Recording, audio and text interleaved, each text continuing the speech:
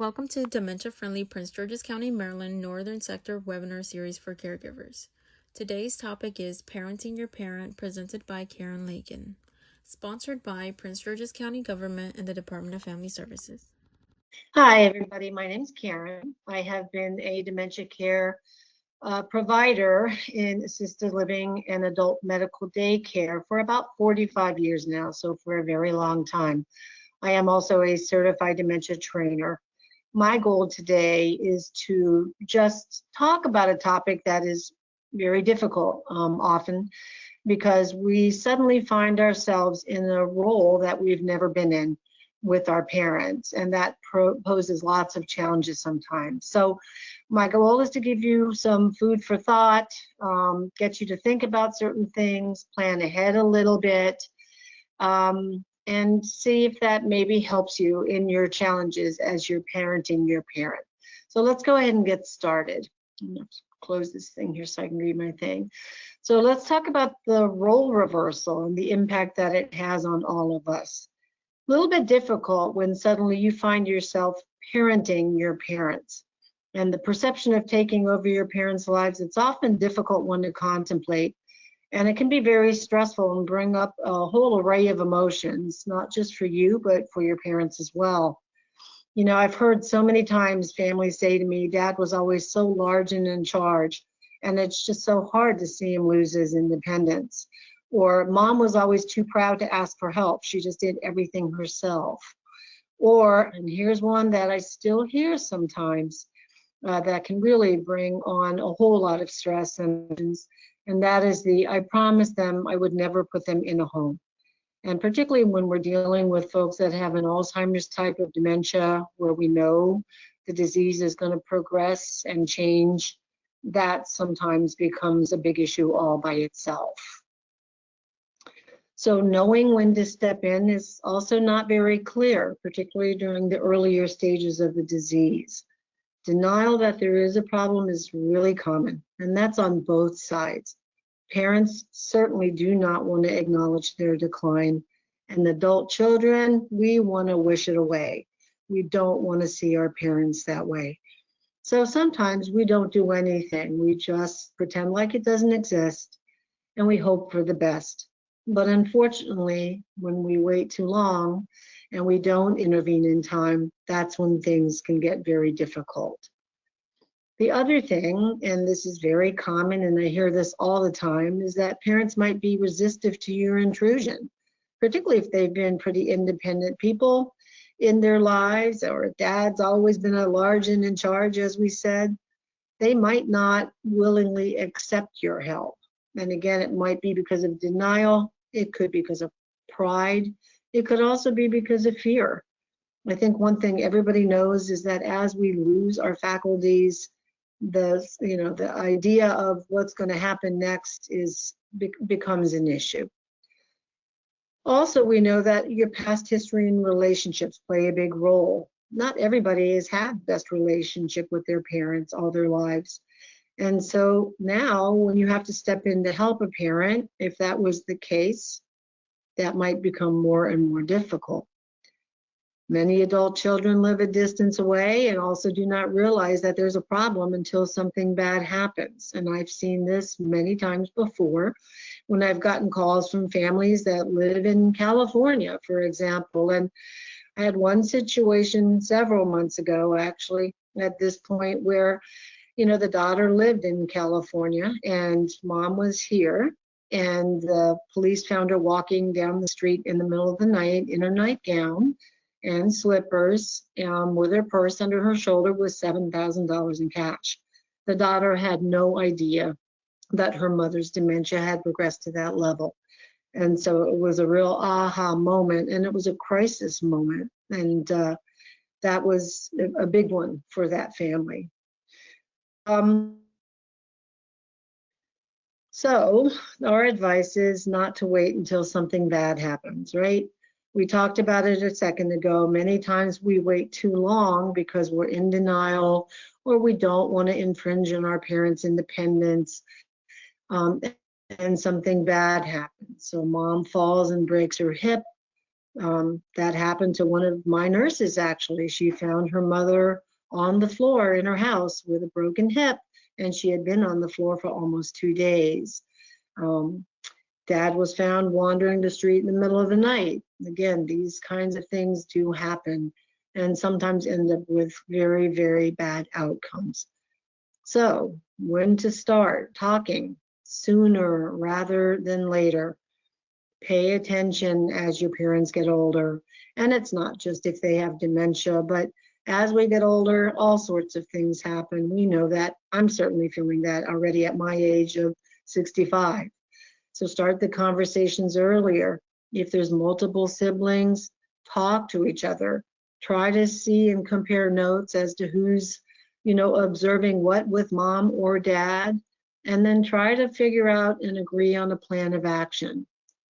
Determine who's got the best relationship with mom and dad and have that person maybe take the lead. But starting the conversation early is important. And as they say, it's always too soon until it's too late.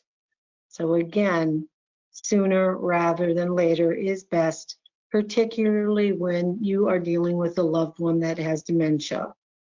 If you haven't taken any of the dementia classes in regards to the disease and the progression of the disease, I would really encourage you to do that, because one of the things I tell all family members is education is power, and you have to learn to what the disease is about and what you might expect as your loved one progresses through this disease. It will change, and it can be very unpredictable and very sudden. When you do start discussions with your loved one, ease into them. It's not that easy to just pop by mom's house and talk about the fact that dad's really showing a lot of signs of confusion and we have to figure out what to do. Sometimes, again, that intrusion is not welcome. And so there's lots of different ways that you can broach topics to try to help your loved one in the earlier stages when they might not be ready for you to take over completely. So lots of times we recommend that you do things like, Dad, I'm going to do my taxes next week. Have you done yours yet? Would you like to go with me and do yours at the same time? There's lots of ways we can offer help and support without the impression of taking over. And oftentimes those ways are better accepted. Be way more difficult to say. And I know in my family with my father, Dad, give me your taxes, I'll make sure they get done. I think he would lose his mind with me. So for me, it would have to be, I'm doing my taxes next week. Have you done yours yet? And would you like to go with me? Same thing with advanced directives and talking about medical needs, etc. Always, always consider using circumstances that are happening in the universe, in your families, as a way to talk about them. I wanted to make sure that my parents had a will drawn up and that they had advanced directives. And so I talked about my desire to get that done, and asked my parents if they had those tools, because I was worried about it for myself. And that allowed for a really comfortable discussion, only to find out that they had a will, but they didn't have an advanced directive. And I'll go into that a little bit more in a few minutes. And we talked about the importance of that and what that was. And they did then go and get that put in place. And that just gave me a lot of comfort.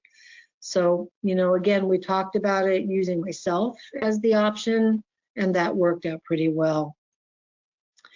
And in regards to things like living wills, or what would you want to happen if you were in this circumstance, that by itself can be very difficult to talk about. And it's hard for us. None of us, again, want to think about those things for our loved ones.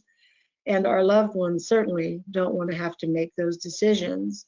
But you might also be surprised, because many people have pretty strong feelings about certain things when it comes to an advanced directive or a living will, such as being put on a ventilator in their life. We had a circumstance where one of our managers, her husband got sick with cancer. He ended up having a massive stroke, and he was then in a coma. And she had to make some very, very hard decisions, only to find out they had never talked about it because he was only in his 40s. And so I used that as a way to introduce that discussion with my parents.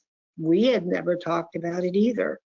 So using a circumstance like that, my friend Juliet's husband is sick and he doesn't have a living will, and she's agonizing over some of those decisions. Sometimes that can make for a more natural discussion. So ease into those and know that it's going to be something you may have to try once or twice. If the mood isn't right, the circumstance isn't right, then back off. But then come back another time and try it again. Expect some pushback. You are my child. Don't tell me what to do. I'll bet many of you have heard that, right? Or this is none of your business. I think a lot of us have heard that as well. Don't expect logical arguments. This is all emotional, and it is. It's a fear of loss of independence. It's a fear of loss of control over one's life, and it's a fear of the future. And so we've got to understand that we are all fighting to remain independent and to have control. And the one thing I've learned in my 45 years of caring for people that have dementia, they know very early on that something is wrong, whether they admit it to themselves or to anybody else, but they're very aware. And that often drives their reaction to things because they are afraid. So know that that is often the driving force between some of the pushback. Back off if it's just not the right time to have that conversation, and regroup and come back and try a different approach. Also remember your job, right? To be effective, first of all, you have to bring yourself to a place where you accept your parents aging. And that is a really hard thing to do. I know with my own parents who are now right in the middle of that process in their late 80s, it's hard to see them that way because they were always and still actually are very independent in so many ways. But the one thing we know is we're all going to get older. And if I have an Alzheimer's type dementia, that disease is going to progress. And again, if we wait too long, then some of the things that we have the options to help with now are not going to be possible anymore. So we've got to accept this process of aging, this process of Alzheimer's disease, and the progression of this disease. It's not going to go away. As they age, they will likely decline further, and you may need help even if it is not wanted. So those are the important takeaways. But remember your role. You are their advocate. Your job is to advocate for their rights, for their well-being. You are not their dictator. Your parents are going to make choices that you do not agree with, just like you and I do all the time in our own lives. So we've got to decide which of those choices that you do not agree with you're going to try to push hard to intervene on, or which ones you're going to leave alone. You are their partner and their advisor, but you are not their dictator. An example in my own life that I like to give is that my father decided that my mother needed one of those real special bathtubs where the door opened and it's got the jet streams. I don't know if you've seen the advertisements. Well, my mother has never taken a bath. She does not like baths. She will not get into a bathtub. She's a shower person. But he was determined that he was going to get her this bathtub. $22,000 later, yep, $22,000 later, they have this bathtub, which is now taken over their guest bathroom. And my mother has been in that bathtub exactly one time. And I do not believe she will ever get into that bathtub again. And that was a really hard pill to swallow because $22,000 is a lot of money, and my parents are not wealthy. Now, I'm sure you can come up with a lot of stories like that yourselves in your family where you're thinking, oh my goodness. But what I had to recognize is A, it's their money, and B, my father had a need to take care of his wife of 62 years because that has been his role all of their lives together. And I had to let it go.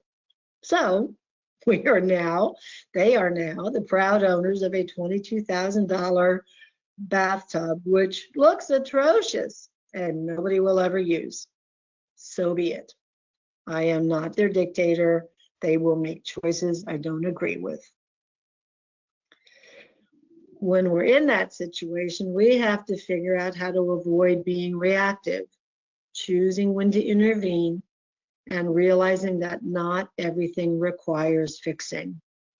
I had a conversation with a family member who was enrolling his mother into our adult daycare, and this is quite a while back. And it was a son taking care of his mother, and she lived with him. And he was just frustrated beyond belief because he could not convince her to wash up, put up on her pajamas, and get in bed at night. She slept in her clothes in her recliner. And so we had to talk about this for a little bit because in the morning, it wasn't an issue. She would get up, she would wash up, she would change clothes, no problem. It was just at bedtime. And of course, we are all taught that you put on pajamas, whatever that means, and you go to bed. Well, I will tell you, as we dug deeper, we found out that his mother, who had just come to live with him, had been sleeping in a recliner in her clothes for quite a long time. So my question to him was, is she sleeping? Yes. Is she safe? Yes. Are you sleeping when you know she's sleeping? Yes. Then let's just choose not to intervene. Because one thing we will not do is change our parents' personalities, right? If they've got habits that they've had their whole lives, that is going to be the hard stuff to address. And so if it's not a problem, let's not make it one. The one thing we talk about a lot in the support group that I run for caregivers is choosing our battles and leaving the things alone that just aren't important, even if they bug us. And that's a hard thing to do because we're all humans, and it can be very, very frustrating sometimes. So the goal is dangerous situations require immediate attention. So things like driving unsafely, or not paying bills and getting foreclosure notices, or notices that your electricity is going to get cut off, or not having food in the house, or if there's a potential for someone to wander away, or somebody who's having repeat falls where risk of serious injury is more imminent. Those are times when we have to figure out how do we immediately intervene. But when you can, give some control back. So if you notice, for example, that your mom's house is just not as clean as it used to be, then maybe have a conversation about hiring a housekeeper to come in every couple of weeks, or maybe offer to come by and do it with her every week or so. So maybe make suggestions and plant some seeds for processing, because sometimes it takes us a while when somebody suggests something to actually think, yeah, I kind of think that's a good idea. I know I went through that with just getting someone to cut the grass for my father, who has Parkinson's disease and whose mobility is not real great. And we have a hill in the backyard. And after he fell down the hill several times, and we talked about maybe getting someone to cut the grass, he finally agreed. But it took some time, and it took several suggestions and conversations. So plant those seeds for processing and know that you might not always get what you need, them to do right away. Might take some time. And then also think about, learn about, and discuss options.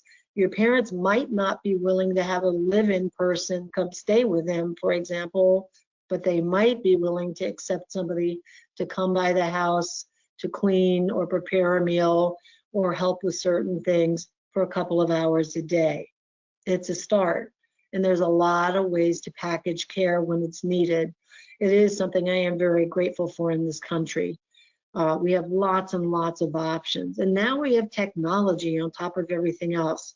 And that's a whole game changer because it can really be our friend with caregiving, particularly when we still have loved ones that are living in their own homes, but they need extra support. And quote, I'll use the word supervision, but just kind of monitoring. So think about that. And then always think about how you would want this handled if it were you. And by the way, one day it probably will be, right? So I think about that a lot. If I had this happen to me and I was no longer able, how would I want somebody to approach me? I consider myself pretty independent, and that would be a thing for me. And I think it is for many people. So think about that. You also know your parents. So think about their past, how they handled change, how they handled, we've all had situations where we needed some help in one way or another. How did they handle that? What worked and what didn't? Think that through. Also respond to the emotion and offer reassurance. Like I said earlier, oftentimes resistance to being helped is because of the emotions that go with it, not because they don't want help per se. So if your parent gets angry or makes rude comments, try to interpret how he or she is feeling. Are they frightened? Are they feeling vulnerable? Are they angry? And I will tell you, many times people just get angry that they're not able to do for themselves. And that's when they lash out at those who try to help them. Or are they offended? People have pride, and particularly people that have been independent and, large and in charge, as we say. It can be very offensive the first time someone suggests that they're not able to do something for themselves. So how are they feeling? And then respond to the emotion and not the words. Because when they lash out, it can be pretty hard to be on the receiving end of. So, respond with something like, I know this is scary, but we'll do it together. If you think fear is what's driving the reaction. Or I can tell this makes you angry, and I understand, I absolutely do. I am here to help you. Or I'm sorry if I'm offending you by taking charge. That is not my intent, but I love you and I want to help you. So sometimes addressing the emotion that goes with the resistance is a good way to have your loved one open up a little bit, or just take a breath and maybe respond a little less aggressively. The other thing is now to pay attention, because aging is a process, dementia is a process, and needs will change over time. So pay attention to the details and look for the changes of your parents' normal. So if they're still living alone, and the house is not clean, how dirty is it? If mom has no makeup on and her hair is not combed, but she's always been somebody to wear makeup and comb her hair, that's a pretty big change. Are you finding mail piled up outside? That's something to be concerned about. If the grass was always neatly trimmed and now it's not, that is a change. Maybe dad is just not as social as he used to be. And, he sits there quietly now. Something to pay attention to. Maybe you call to check on mom and she's just not answering the phone. That, of course, would be a concern. Pay attention to things like weight, right? Does dad look thinner? And if he does, have a meal together, see how much he's eating. Look in the refrigerator, see what's going on there. Not eating appropriately is one of the primary times that people need to be placed into a different environment or have other supports put in place. The other thing is driving, and taking away someone's right to drive. That is a really, really hard one. But if you're noticing that your father's car has multiple dents in it, And if you know that he's got a diagnosis of dementia or a medical condition that might impact his driving, might be time to start figuring out how are we going to handle this. And when you do, and you have siblings or other family members, find who you can to talk to about this so that it's not all falling on you. Compare notes. If you have siblings, take turns going by. Everybody is busy, and caregiving is a full-time job. So if you have the support, take advantage of it. And clue your siblings or your loved ones into what you're seeing and what you're worried about. Have them keep their eyes out as well. Then you have to start checking in more frequently, right? Visit more if you can, call more frequently. If your parents or your loved one, mom or dad, has lived in the same home, talk to neighbors or friends if you can, know who they are. Look around the house. I make it a point when I go over to my parents' house to go to the back bathroom, for example. And that's really more because I'm just trying to pay some attention. I always go into the refrigerator. And by the way, my mother is the opposite of not having enough food. She is on a mission to make sure that they always have food. And the refrigerator is so full, you can barely put anything else in it. Well, that poses a whole nother issue because I promise you there's expired foods in there that she is not removing. She's just putting more in. And so I have to be a little sneaky sometimes and try to pull things out and see exactly what's going on. This is actually on my to challenge me to-do list because it is something I have to tackle more actively. And I've already started planting the seeds. Mom, I'm going to come over and we're going to reorganize and clean out your refrigerator and make sure you have everything you need. And, you know, and so we talk about it. And right now she's like, no, no, no, I've got it. But I'm going to keep planting the seeds. The other things are you noticing an odor in the house? Are you noticing an odor on your parents? Are their clothes clean? Are they put on appropriately? Sometimes we see early signs that somebody's having difficulty, buttons not buttoned correctly, you know, clothes not put on appropriately, etc. So look for those details. Is there clutter everywhere when there never was before? Are you noticing things like, are your father's ankles swollen? Do they have bruises on their skin? Do they not sound quite right? Are they congested? But you now have to be a detective as you become your parent's parent, just like you did with your kids when they were little, right? We have to be aware of all of these things. And then because we have the ability to have technology now, and many older people now have cell phones, and I've had to do this as well, do some training with my father on video chats, but install one video chat program. Teach them how to answer the camera instead of just the phone so that you can see each other. That helps a lot, particularly if you're long distance or you just can't get there enough. And then cameras, I know more intrusive, but very effective. And that's one that would require lots of conversation and may not always be possible because your loved one may not be willing to accept that. But if your loved one's living with you, you put the cameras in your house for yourself, right? It's a security camera. If they're living on their own, that's how you have the conversation. Should we put a security camera in? A lot of the neighbors are doing it. I've done it in my house. And that actually worked with my parents. I still don't believe it, but it did.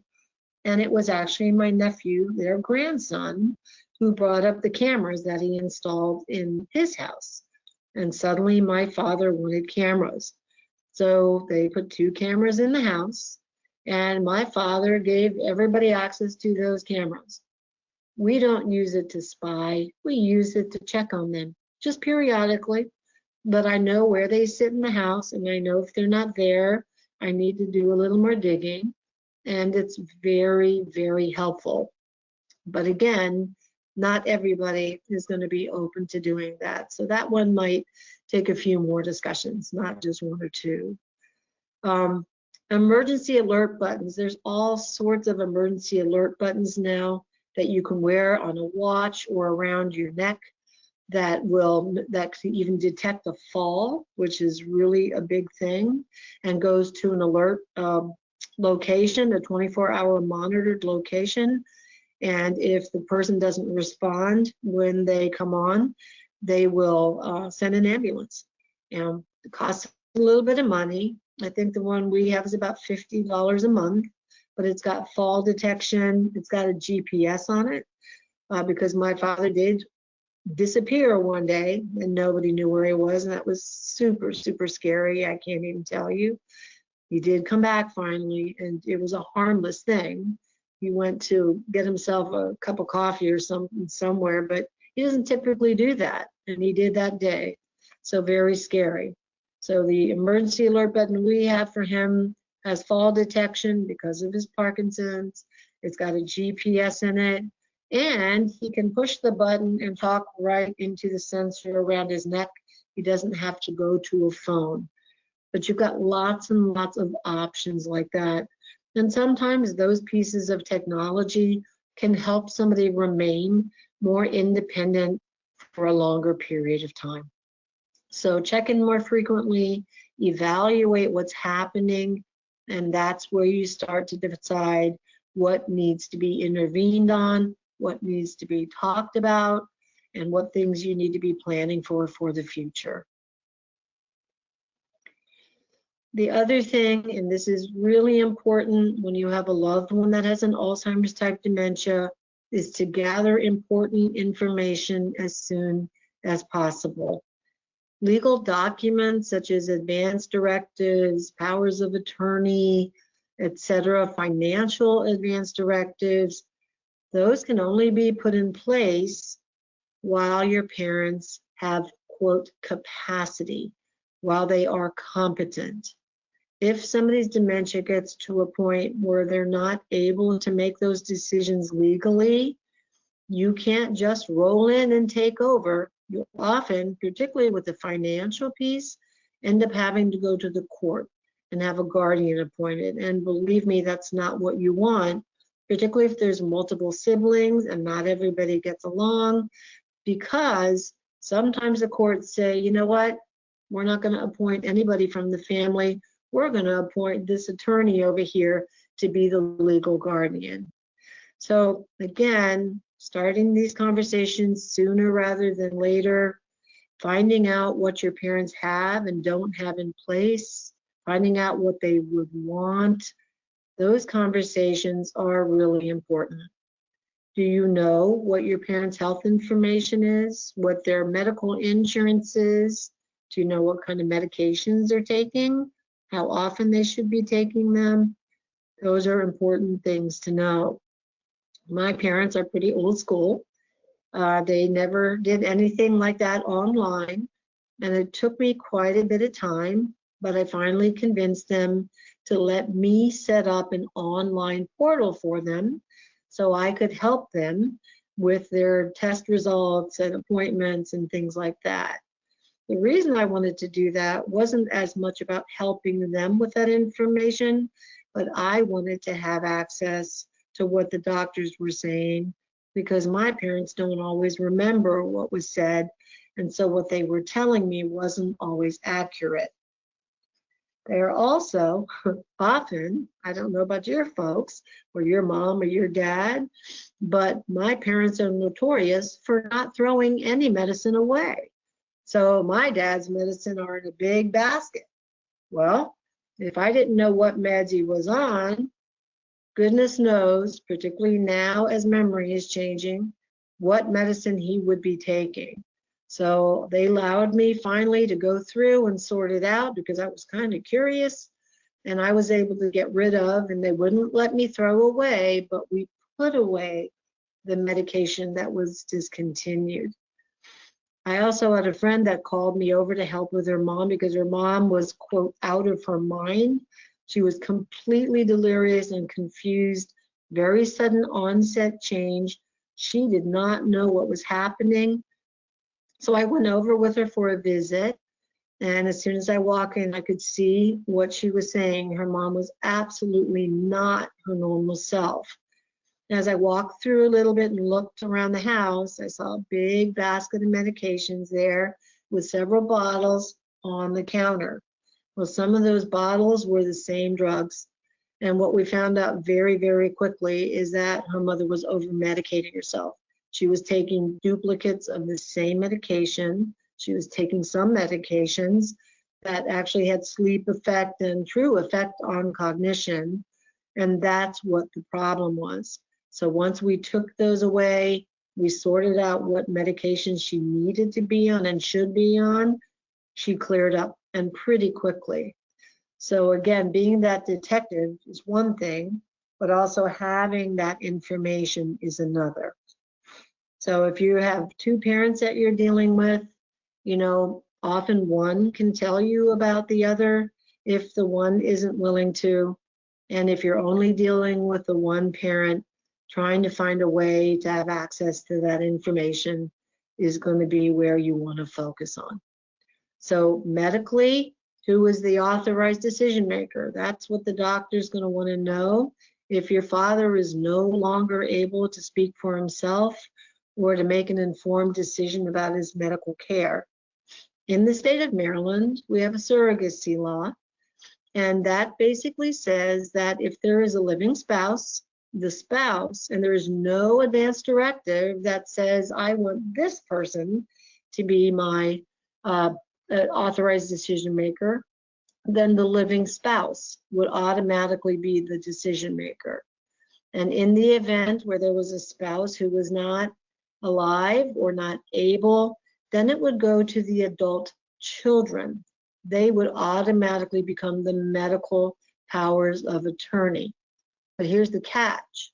If there are several siblings, they all have equal say as power of attorney for medical situations.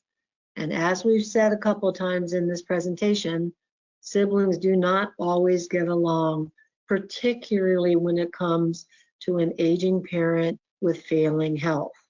So getting an advance directive in place, if possible, is the best way to take care of those kinds of things. An advance directive has two components. It has the section where the loved one indicates who they want their authorized decision maker to be.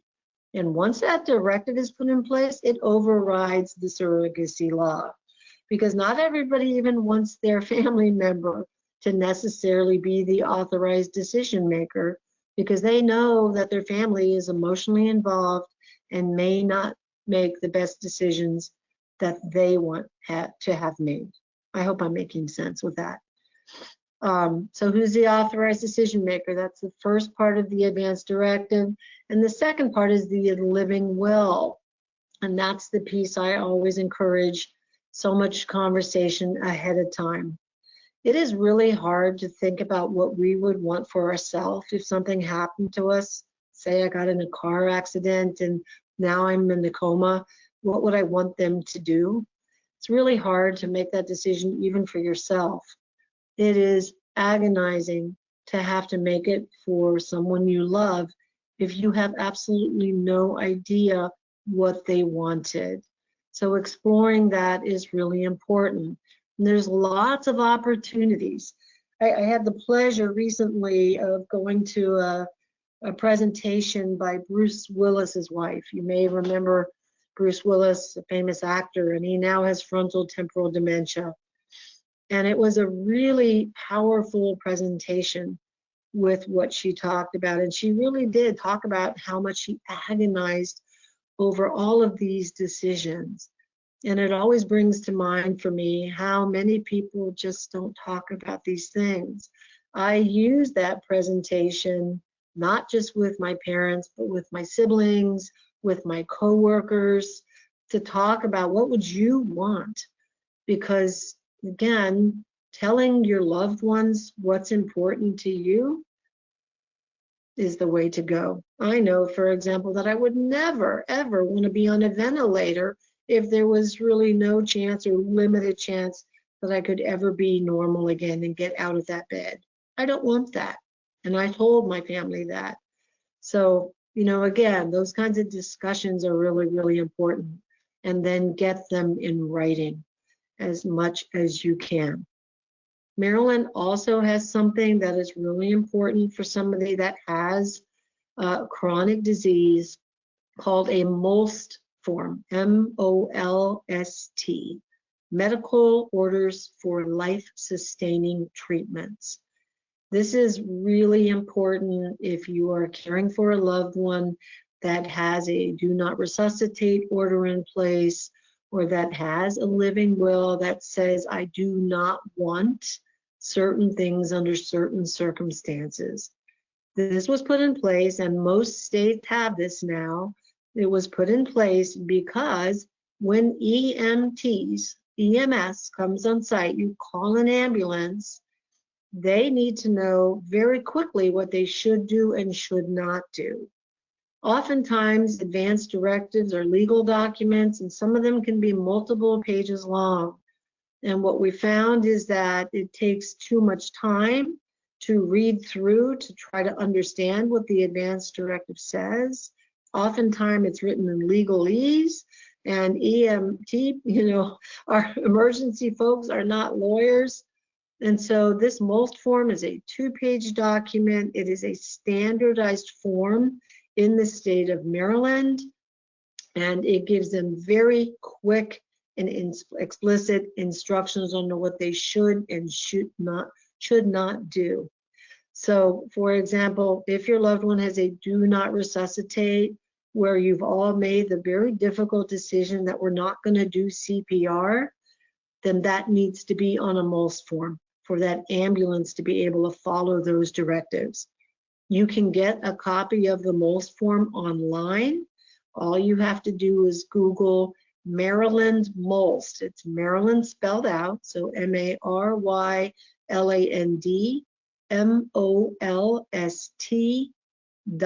MOLST.org, marylandmolst.org. That form is on there.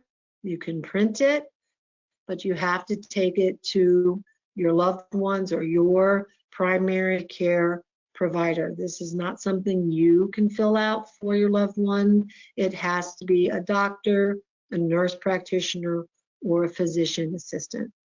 So consider doing that.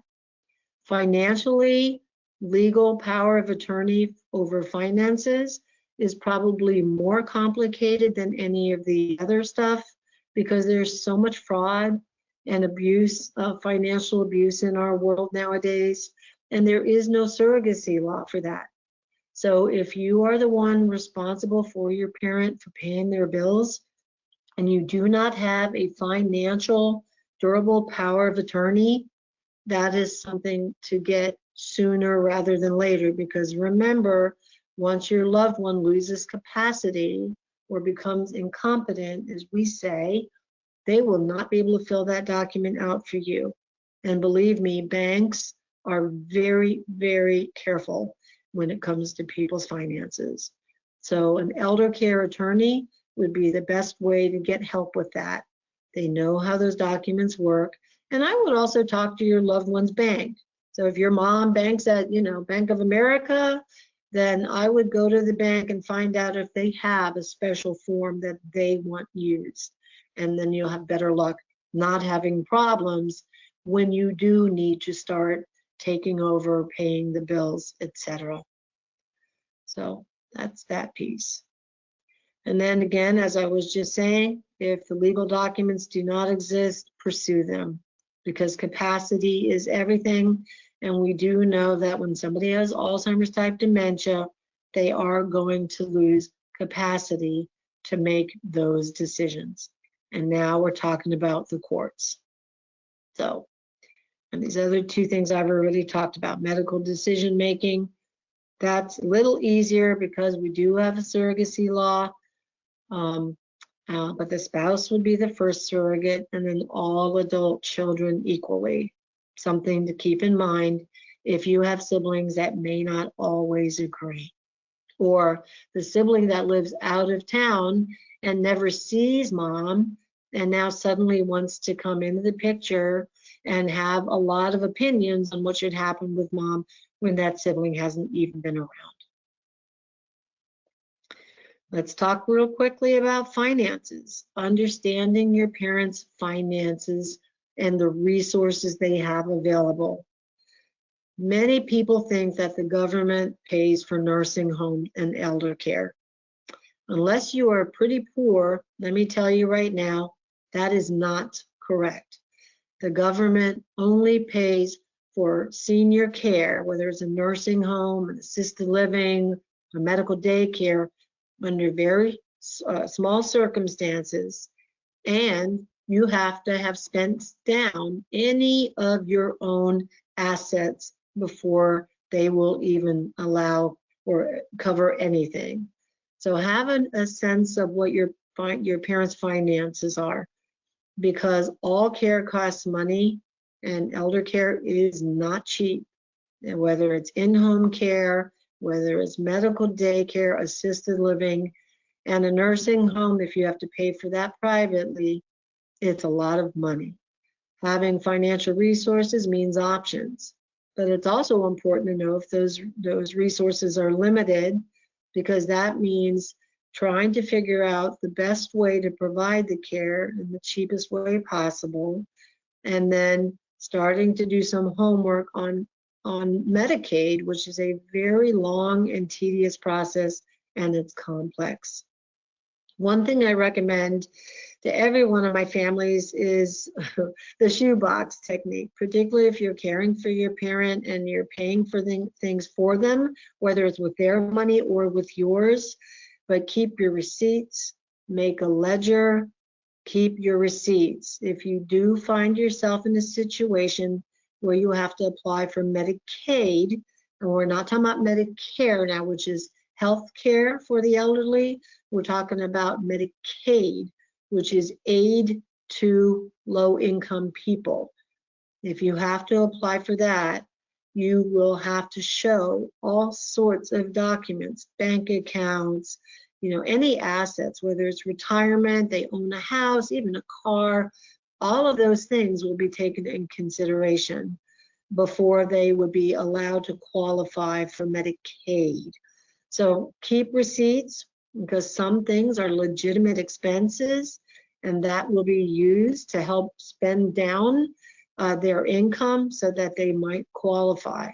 But with Medicaid, there's two components. There's a financial eligibility process, and it is not a lot. If you have more, and don't quote me on the exact amount, but if you have more than $359 a month of income, yeah, that's nothing. And you have more than a couple $1,000s in assets, that's already going to push you over the edge. So it's not a lot to qualify for Medicaid. You have to be pretty poor. So keep receipts, start planning ahead for that, make a ledger of expenses if you know that financial resources are limited. Because what we do know with this disease is that you're going to need more support with care. So think about that ahead, plan ahead, and that way you'll be in the driver's seat. Getting care, again, we've talked about this already. It's often met with resistance in the beginning.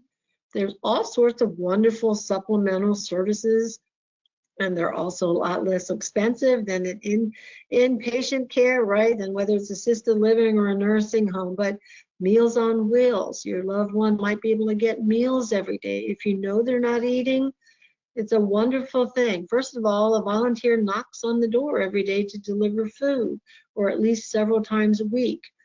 That's a great additional set of eyes to check on your loved one. And then you know they've got food in the house. Housekeeping support, I can't even say that enough, even if it's only once every couple of weeks. But often that's another person that can help keep an eye out. And it also makes sure that the home is tidy enough and clean enough. And then driving, that's a whole thing in itself. And there are many ways to disable a car when it really comes down to it. So do research on that if it becomes a real problem, and that's often what we'll recommend. Instead of just taking the car away, it's broken, it's not working, we have to get it fixed. And in the meantime, let's find you a transportation method. And yeah, Uber now is a wonderful thing, but Uber does require a cell phone and using the app, etc., which is not always so easy. But there is something out there called GoGo Grandparent, which is actually an overlay to Uber. It's kind of cool because all it is a phone number that your mom or dad can call to order their Uber, and they go on and they actually order the Uber for them. But they'll also find out if mom's in a wheelchair, if dad uses a walker, is there oxygen, so they can make sure the right kind of Uber comes. They will find out if it's going to a doctor's appointment. And again, you know, it's all cashless, which is a very good thing. So if your mom or dad couldn't use Uber by themselves, you could certainly order an Uber for them, or you can sign them up online for GoGo Grandparent, and then all they have to do is call the phone number, and that would work really easy. And then there's other wonderful things. We talked about the emergency alert buttons that go to a like Life Phone or one of those companies, but there's also something called Alexa Emergency Assist. I didn't even know that existed until recently, but you can sign up, and I got to say that quietly because my Alexa is going to go off, but you can sign your loved ones up, put the little pods around the house, and if something were to happen, like they were or something like that, they just say, Alexa, call 911. Regular Alexa will not do that. You do have to sign up for the Alexa Emergency Assist, but it's actually a lot cheaper than the pendant, because I think it's like $5.99 a month, something like that, really inexpensive. And what I like about that is that if the person's on the floor and they can't get to a phone, they can just call out, and they will send not just an ambulance, but they would send the police or the fire department as well. So that's something to consider. And then the big thing, and this is again something you can do just walking around and watching, but a safety assessment in the home. The goal is prevention, right? You don't want your loved one to fall. You don't want them to wander away. You want to make sure that you have as many things planned for as you can. So getting rid of throw rugs, for example, that's a really big one. Many people have throw rugs in their home. If your loved one uses a walker, that's just an accident waiting to happen. So it might be time to remove those throw rugs. Adding assist rails. There's all sorts of assist rails for toilets, for the bed, that just helps somebody go from sitting to standing or getting up. They're not expensive. You can buy all of that online for very little money, but it can be a lifesaver, because I will tell you this: if your parent is living alone still, or even in a house with your other parent, one fall can change absolutely everything, and then we're dealing with a whole different situation. So keep in mind that care needs are progressive and are going to change as your parents' dementia changes. So what is needed today is not going to be what's needed in 6 months, but planning ahead puts you in the driver's seat. Paying attention puts you in the driver's seat. You will start to see things change. And having information, more than anything, puts you in the driver's seat. So thinking about future needs, plan ahead, budget.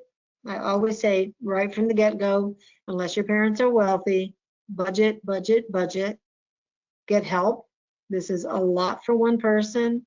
It starts when they're still in the home, or if they're living with you now and you're a 24-hour caregiver, and that's a whole nother session to talk about, right? But caregivers are notorious for not taking care of themselves and not asking for help. You have to ask for help. Ask family, ask friends, and then research the internet. Learn about resources before you need them. There's so much out there, you might be amazed. But information is knowledge. Knowledge leads to options. And then planning ahead when things are rational results in better outcomes. There is nothing harder for a family member than trying to pivot and figure out what to do when there's a crisis. It means that you have to often settle for things you would never want to do otherwise. So planning ahead is a good thing to do. Coping strategies for yourself. Do some things to address your stress. Find positive moments in your time with your parents wherever you can. If your visit or your discussion's not going well, don't push it. That's not the time, unless it's urgent and you don't have a choice. But cut the visit short, cut the call short. It doesn't have to all happen at once. And then, as I said a couple of times, be prepared to have the same discussion multiple times before there's acceptance.